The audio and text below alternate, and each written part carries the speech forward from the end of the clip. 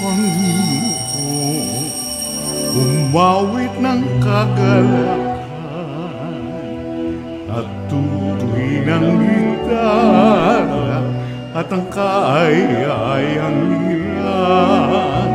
Ipan ninyo ang trumpeta sa ating pagkapagkapag. Sa Diyos tayo'y tumawag, sa ating mga kaaway, tayo ay Kanyang iniligtas. Purihin ang Panginoon, umawit ng kagalakan at tutuin ang gitara at ang kaayayang lira. Ipan ninyo ang trumpeta, ipan ng trumpeta.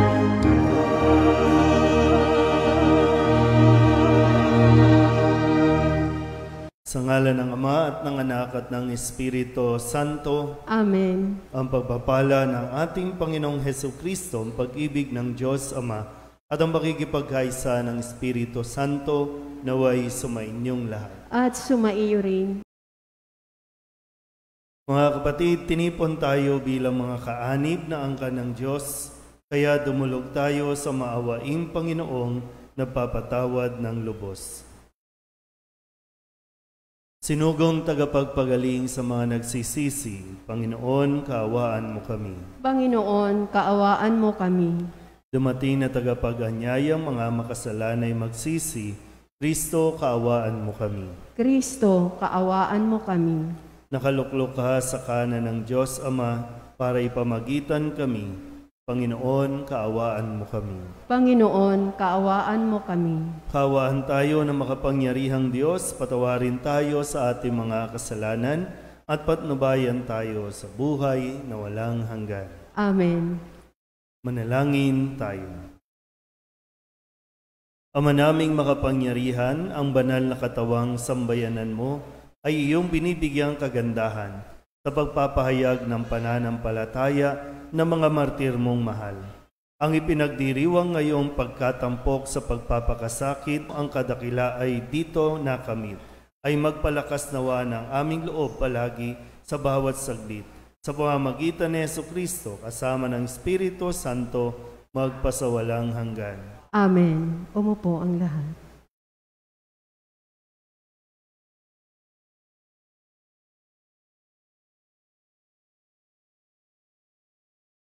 Pagbasa mula sa sulat ni Apostol San Pablo sa mga taga-Efeso. Mga kapatid, noong unay mga patay kayo dahil sa inyong pagsuway at mga kasalanan. Sinunod ninyo noon ang mga masamang takbo ng sanlibutan ito at napailalim kayo sa prinsipe ng kasamaan, ang espiritong naghahari sa mga taong suwail. Dati tayo'y kabilang sa mga ito, namuhay ayon sa pita ng laman at sinunod ang masamang hilig ng katawan at pag-iisip. Kaya't sa ating likas na kalagayan, kabilang tayo sa mga taong kinapupuotan ng Diyos. Subalit napakasagana ang habag ng Diyos at napakadakila ang pag-ibig na inuukol niya sa atin. Tayo'y binuhay niya kay Kristo kahit noong tayo'y mga patay pa dahil sa ating pagsuway. Naligtas nga kayo dahil sa kanyang kagandahang loob. Dahil sa ating pagkikipag-isa kay Kristo Jesus, tayo'y muling binuhay na kasama niya at pinaupong kasama niya sa kalangitan. Ginawa niya ito upang sa darating na mga panahon ay maipakita niya ang di masukat na kasaganaan ng kanyang kagandahang loob sa atin sa pamamagitan ni Kristo Jesus. Dahil sa kagandahang loob ng Diyos ay naligtas kayo sa pamamagitan ng inyong pananalig kay Kristo. At ang kaligtasang ito'y kaloob ng Diyos, hindi mula sa inyo. Hindi ito dahil sa inyong mga gawa, kaya't walang dapat ipagmalaki ang sinuman. Tayo'y kanyang nilikha, tayo'y kanyang nilalang, nilikha sa pamamagitan ni Kristo Jesus, upang iukol natin ang ating buhay sa paggawa ng mabuti, na itinalaga na ng Diyos para sa atin noon pa mang una. Ang salita ng Diyos. Salamat sa Diyos. Salmong tugunan ang ating pong itutugon. Tayo'y sa Diyos lamang tayong lahat na nilalang, tayo pong lahat. Tayo'y sa Diyos lamang tayong lahat na nilalang. Umawit sa kagalakan ang lahat ng mga bansa. Panginooy papurihan, paglingkuran siyang kusa. Lumapit sa harap niya at umawit na may tuwa. Tugon. Tayo'y sa Diyos lamang tayong lahat na nilalang. Ang Panginooy ating Diyos, ito'y dapat malaman. Tayo'y Kanyang lahat, tayong lahat na nilalang. Lahat tayo'y bayan niya, kabilang sa Kanyang kawan. Tugon. Tayo'y sa Diyos lamang tayong lahat na nilalang. Pumasok ka sa Kanyang templo na ang puso'y nagdiriwang. Umaawit, nagpupuri sa loob ng dakong banal. Purihin ang ngalan niya at siya'y pasalamatan. Tugon. Tayo'y sa Diyos lamang, tayong lahat na nilalang. Mabuti ang Panginoon, pag-ibig niya'y walang hanggan. Siya'y Diyos na mabuti at laging tapat kailanman. Tugon. Tayo'y sa Diyos lamang, tayong lahat na nilalang. Tumayo po ang lahat.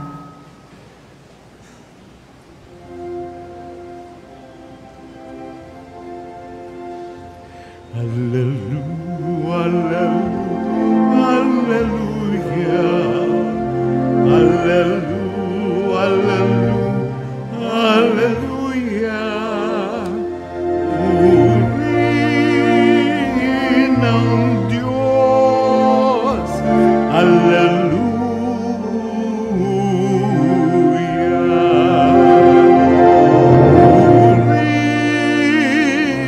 ang Diyos,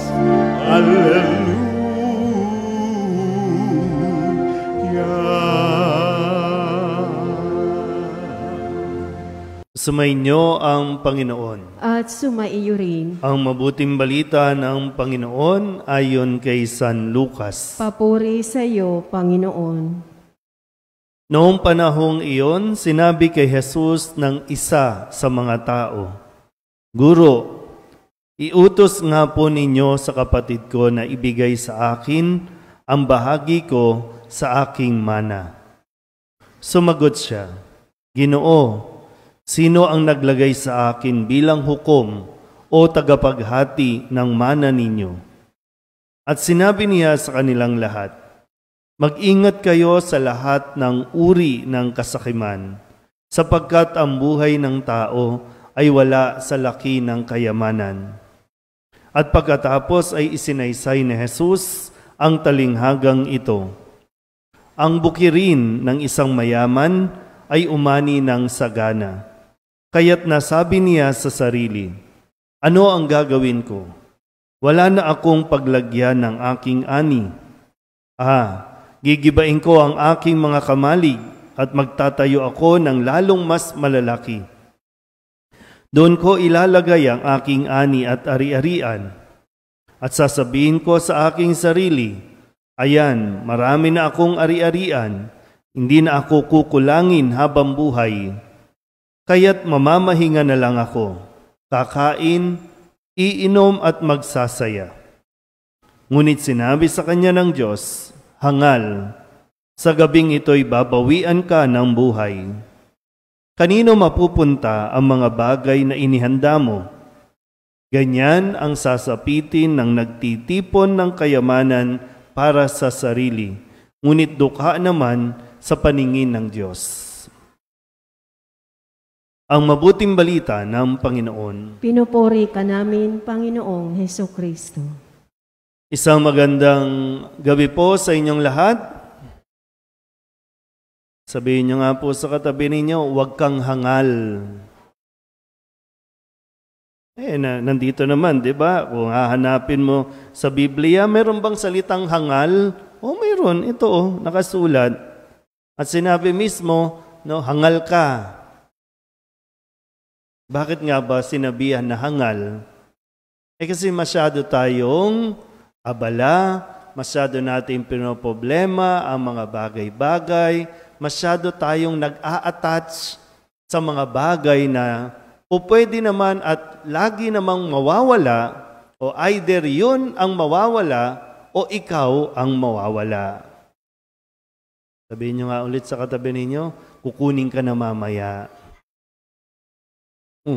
Diba? Sabi din sa kwento O hangal ka kasi ipon ka ng ipon, no? Talagang niyayakap mo yung mga material na bagay, ayaw mong ibahagi, ayaw mong mabawasan, ayaw mong ibigay. Sabi, okay. Kukunin ka na mamaya, anong gagawin mo diyan? Baka lang, no?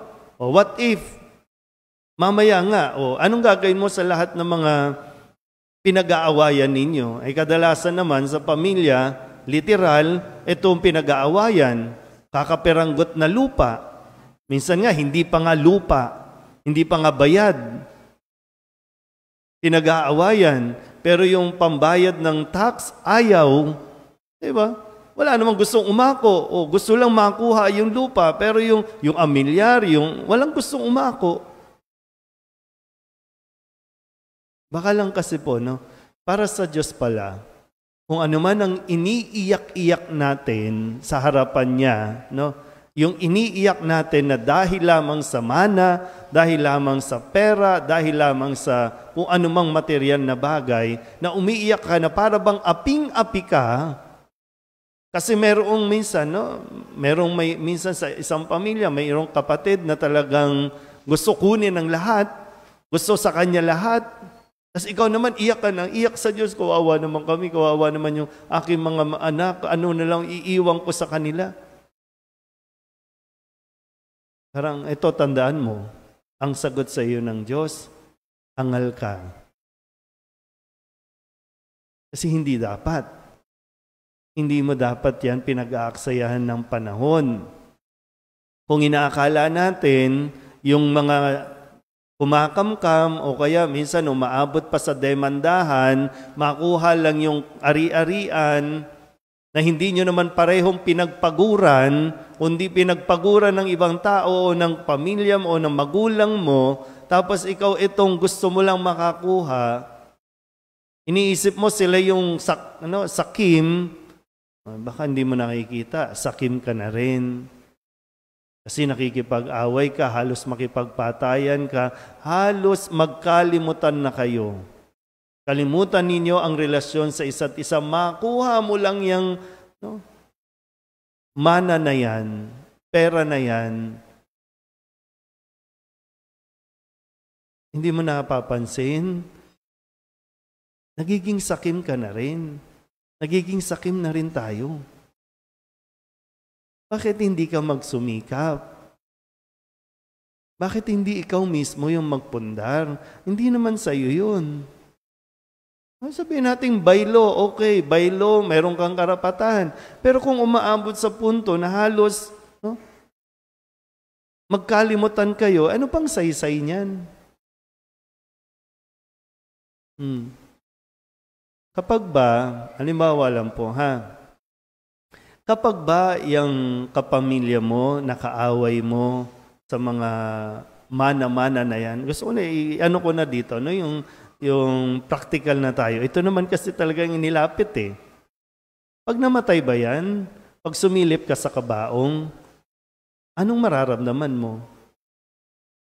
Papalakpakan mo ba at sasabihin, buti nga sa'yo, wala ka na dito. Amin na lahat yan. Ganun ba?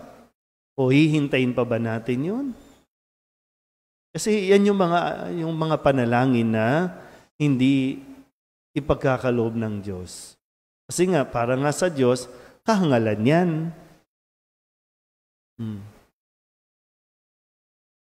Magpundar ka ng sarili mo, magsumikap ka, magtrabaho ka. Kung iniisip mo, minsan kayo sa mga magulang po, no? Kung iniisip nyo, ito ay para sa aking mga anak. Ba't di maturuan magsumikap ang iyong anak para makapagpundar? Hindi yung, di ba? Kung ibigay sa inyo, salamat, di ba? Pero huwag naman umantong sa punto na halos patayan tayo para lang dyan. Tapos hindi ka na makatulog ng mahimbing, hindi ka na nga makalakad sa kalye, hindi ka na makadaan sa bahay ng... Kasi wala eh. Sabihin nyo nga ulit sa katabi ninyo, huwag kang hangal. Tandaan nyo ha, para sa Diyos, kahangalan tong pinaggagawa natin sa buhay natin, ha? Ano ba eh? Ito lang naman, madali na maintindihin kasi. Pinagpaguran yan no, ng mga taong malapit sa atin, ng mga magulang natin, para makatulong sa atin. Hindi para magkagalit-galit tayo. Malinaw yun eh. Huwag kang sakim. Para maiwasan yung kasakiman, magpaubaya. At pag nagpaubaya ka, humingi ka ng tulong sa Diyos na makaahon ka sa tulong ng Diyos, sa grasya ng Diyos. Kasi lahat naman na mayroon tayo dahil sa grasya ng Diyos, dahil sa kabutihan ng Diyos. Di ba ito yung sabi ni San Pablo sa kanyang sulat sa mga taga-Efeso? Hindi dahil magaling ka, hindi dahil naging mabait ka, kundi dahil naging mabait sa iyo ang Diyos. Kaya maayos ang buhay mo ngayon, kaya umaasenso ka ngayon dahil sa kabutihang loob ng Diyos. Amen?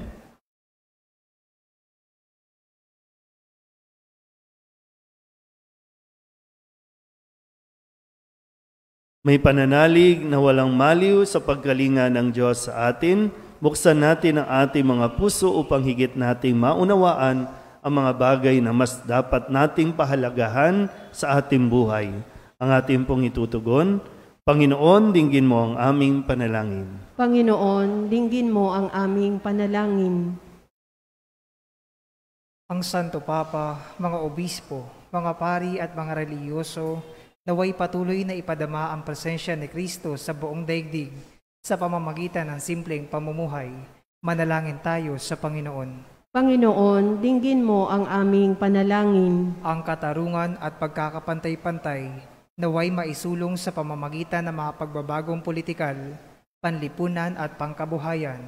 Manalangin tayo sa Panginoon. Panginoon, dinggin mo ang aming panalangin. Tayo naway maging sensitibo sa mga hindi nakakaangat sa buhay at matuto tayong magbahagi ng ating yaman sa mga dukha.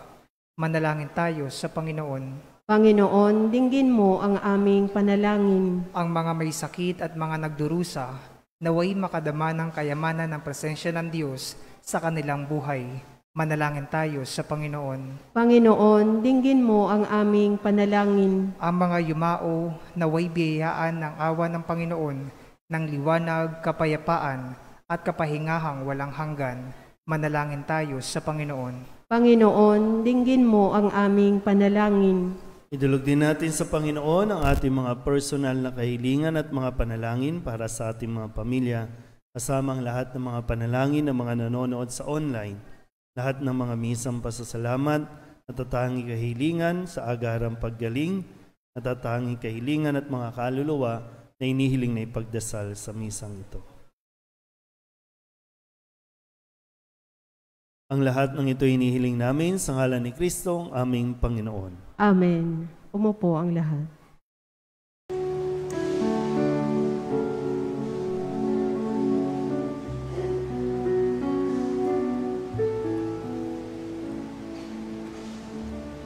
Alay namin, aming buhay. Bawat galaw at lumbay, bawat pangarap aming taglay sa palad mo ilalagay.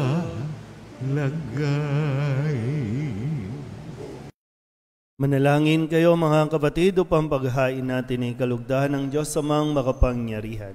Tanggapin nawa ng Panginoon itong paghahain sa iyong mga kamay, sa kapurihan niya at karangalan sa ating kapakinabangan at sa buong sambayanan niyang banal. Ama naming lumikha, kalugdan mo ang aming paghahain ng tapat na pagsamba sa iyo, na tumanggap kay San Ignacio bilang trigo ni Kristo at tinapay na dalisay sa pagtitiis niyang maging martir mo.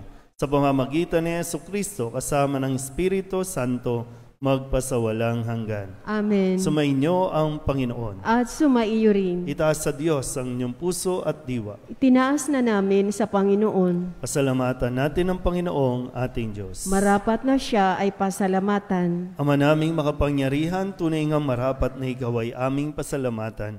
Ngayong aming kagalakan na si San Ignacio na Antioquia ay parangalan. Siya'y kapanalig naming may paninindigan, na ikaw ay ipahayag kahit siya'y mamatay, sapagkat minarapat mong kanyang matularan ang iyong anak na naghain ng sariling buhay. Tulad ng naganap sa iyong anak, ang dugo ng mga martir ay dumanak, hindi dahil sa katatagang likas, kundi dahil sa iyong bigay na lakas. Kaya kaysa ng mga anghel na nagsisiawit ng papuri sa iyo nang walang humpay sa kalangitan, kami nagbubunyi sa iyong kadakilaan.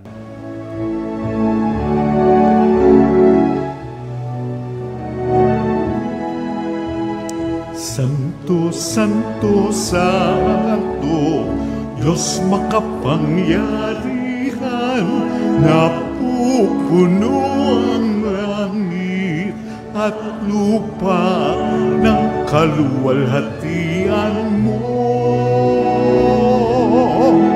Hosana, Hosana sa kataasan, pinagpala na paririto sa ngalan ng Panginoon. Hosana, Hosana sa kataasan.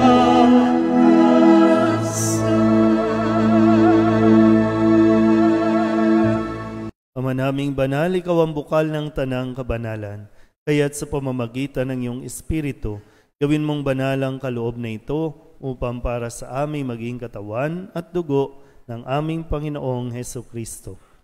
Bago niya pinagtiis ang kusang loob na maging handog, inawakan niya ang tinapay, pinasalamatan kaniya, pinaghati-hati niya iyon, iniabot sa kanyang mga alagad at sinabi, "Tanggapin ninyong lahat ito at kanin, ito ang aking katawan na ihahandog para sa inyo."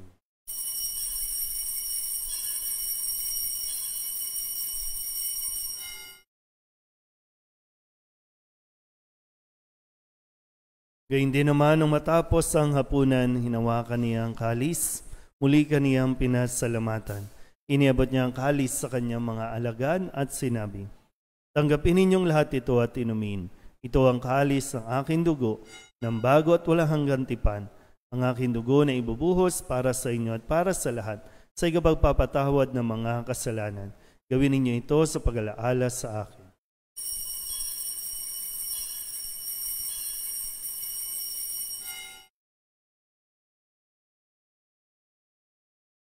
Ipagbunyi natin ang misteryo ng pananampalataya. Si Kristo'y namatay, si Kristo'y nabuhay, si Kristo'y babalik sa wakas ng panahon. Ama, ginagawa namin ngayon ang pag-alaala sa pagkamatay at muling pagkabuhay ng iyong anak, kaya tiniaalay namin sa iyo ang tinapay na nagbibigay buhay at ang kalis na nagkakaloob ng kaligtasan. Kami napapasalamat dahil kami iyong minarapat na tumayo sa harap mo para maglingkod sa iyo. Isinasamo namin kami magsasalo-salo sa katawan at dugo ni Kristo ay mabuklod sa pagkakaisa sa pamamagitan ng Espiritu Santo. Ama, lingapin mo ang iyong simbahang laganap sa buong daigdig. Puspusin mo kami sa pag-ibig kay San Francisco na aming Papa at ni Jose na aming Obispo at ng Tanang Kaparian. Alalahanin mo rin ang mga kapatid naming nahimlay na may pag-asang sila'y muling mabubuhay, kaya hindi ng lahat ng mga pumanaw. Hawaan mo sila at patuloyin sa iyong kaliwanagan. Hawaan mo at pagindapating kaming lahat na makasalo sa iyong buhay na walang wakas.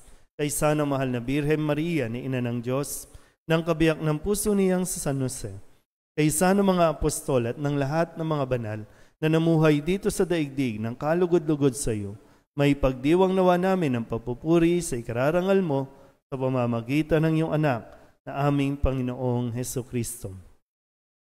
Sa pamamagitan ni Kristo, kasama niya at sa Kanya, ang lahat ng parangal at papuri ay sa iyo, Diyos amang makapangyarihan, asama ng Espiritu Santo, magpasawalang hanggan. Amen.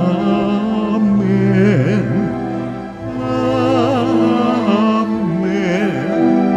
Amen. Amen. Kung kababaang loob tayong tumawag sa ating Panginoon ng Ama namin.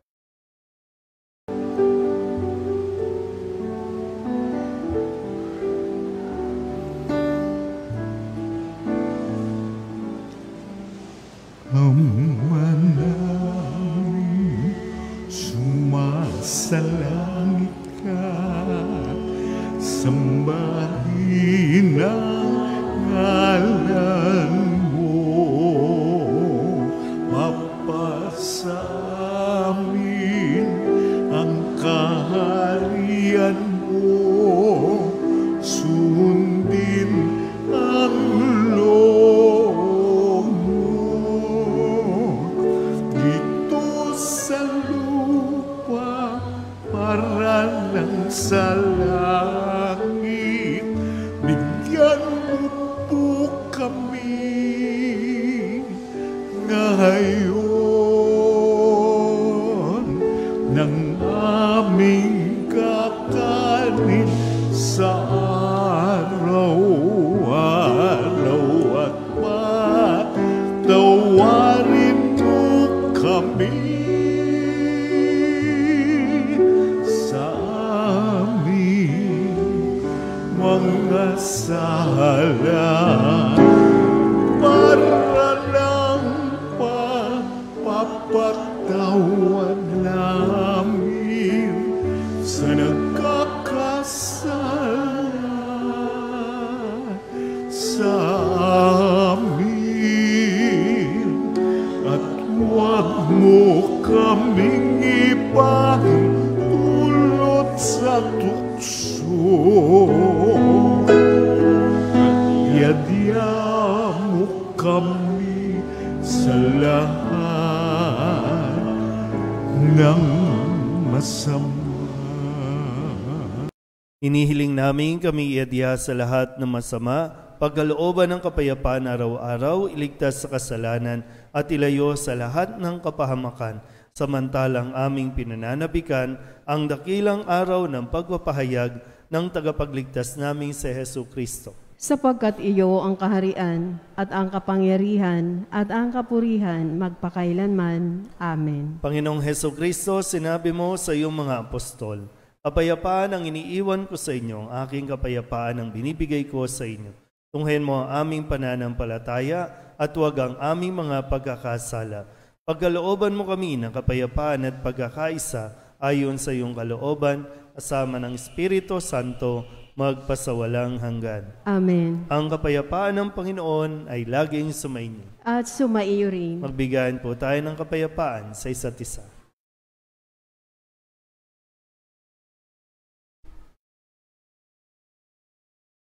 Kordero ng Diyos na nag-aalis ng mga kasalanan ng sanlibutan, maawa ka sa amin. Kordero ng Diyos na nag-aalis ng mga kasalanan ng sanlibutan, maawa ka sa amin. Kordero ng Diyos na nag-aalis ng mga kasalanan ng sanlibutan, ipagkaloob mo sa amin ang kapayapaan.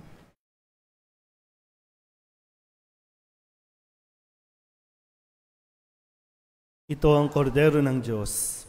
Ito ang nag-aalis ng kasalanan ng sanlibutan.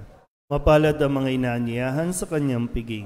Panginoon, hindi ako karapat-dapat na magpatuloy sa iyo, ngunit sa isang salita mo lamang ay gagaling na ako. Katawan ni Kristo. Amen.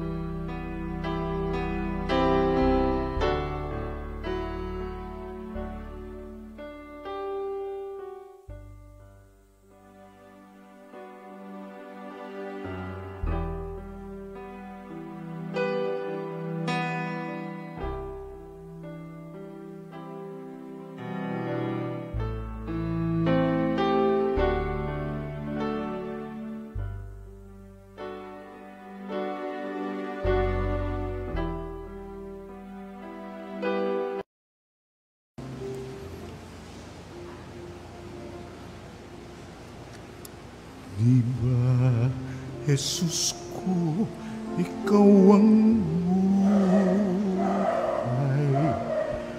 ng kaluluwa at katawan.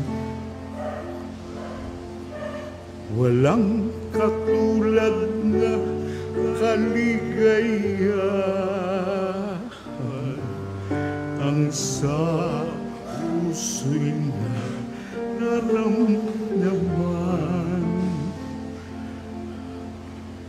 Wala akong takot pagkat ikaw ay nariyan. Alam ko ring ako ay di mo pa babayaan. Mayroon pa ba kaya akong dapat pangambahan maliban sa aking mga pagkukulang?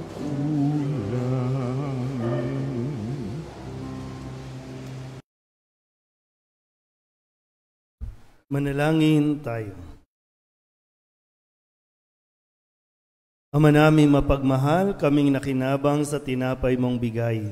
Ngayong kapanganakan ni San Ignacio sa kalangitan ay magkamit nawa ng iyong lakas para maging Kristiyano sa turing at gawain sa pamamagitan ni Jesucristo kasama ng Espiritu Santo magpasawalang hanggan. Amen. Sumainyo ang Panginoon. At sumaiyo rin. At pagpalain kayo ng makapangyarihang Diyos, Ama at Anak at Espiritu Santo. Amen. Tapos sa banal na misa, humayo tayo sa kapayapaan ni Kristo. Salamat sa Diyos. Magandang gabi po.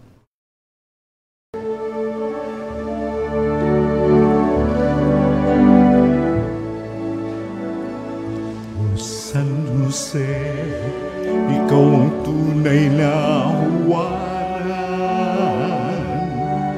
ng pag-ibig, katapatan at kabanalan. O San Jose, sa iyo'y nananalangin.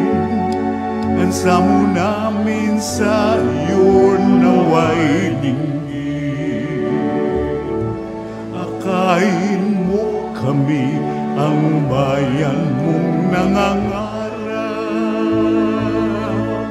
Gabayan mo po ang aming pagsisikap upang kaming lahat maging karapat-dapat kay Jesus, yung sinisintang anak.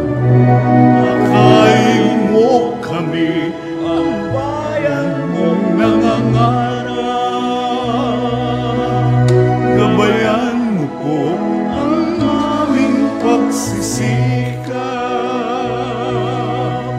upang kaming lahat maging karapat-dapat kay Jesus, yung sinisintang anak. Kay Jesus, yung sinisintang